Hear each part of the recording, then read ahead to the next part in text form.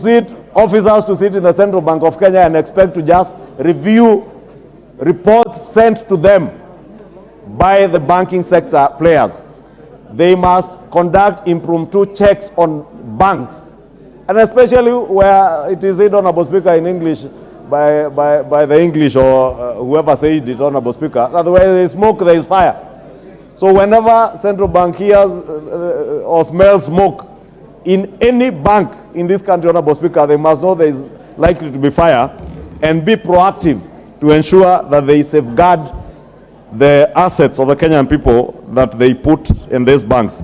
Honorable Speaker, let me not say much because it's just an approval process, but request members to indeed agree with the committee and support Mr. Andrew Mukita Musangi to now serve as the next chairman of the Central Bank of Kenya, as we encourage him to serve with diligence, serve with a high sense of integrity and a high sense of nationalism and patriotism, knowing that he's now charged with the responsibility of safeguarding huge assets, national assets, and assets belonging to many depositors in this country when he serves as the chair of the board of the Central Bank of Kenya. With those many remarks, I beg to support. The Honourable Member for Funyula, Professor Wilberforce. Thank you, Honourable Speaker, for this opportunity. On the onset, let me stand and say I support the committee report proposing the appointment of Mr. Andrew Mukita Musangi as the chairman of the board of the Central Bank of Kenya.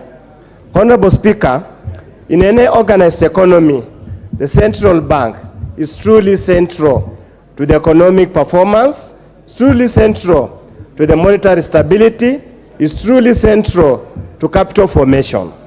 Just compared to the Federal Reserve of the United States of America, the Bank of England, and all over the world, Honourable Speaker, a failure by the central bank in the discharge of their mandate, the discharge of their functions, in issues of integrity and accountability, will send the economy in a spiral.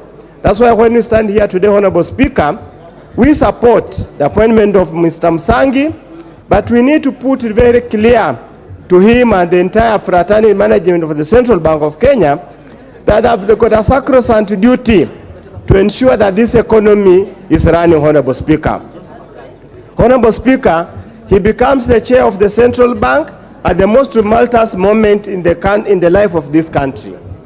The exchange rate is heading to the north at 150 shillings for the dollar, high inflation rate, Honourable Speaker, high credit squeeze in the market, Honourable Speaker, because the national government has decided to compete with the local mwananchi for the limited financial resources in the market. Honourable Speaker, we are faced with the spiraling cost of living, and these are now the things, Honourable Speaker, the monetary policy. As they said, the monetary policy, they must put in mind that the economy is on deathbed.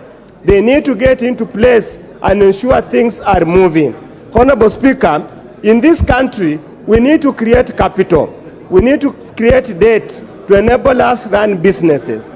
Honourable Speaker, that has not been happening at the Central Bank of late, because many times when they stand up, they always increase the within the monetary policy committee, they always increase the rate, the base rate. So consequently, the rate at the banks always increase. Honourable Speaker, it's time they also looked at the strength and the health of the various banking institutions in this country. They also need to look into the informal lending institutions in this country.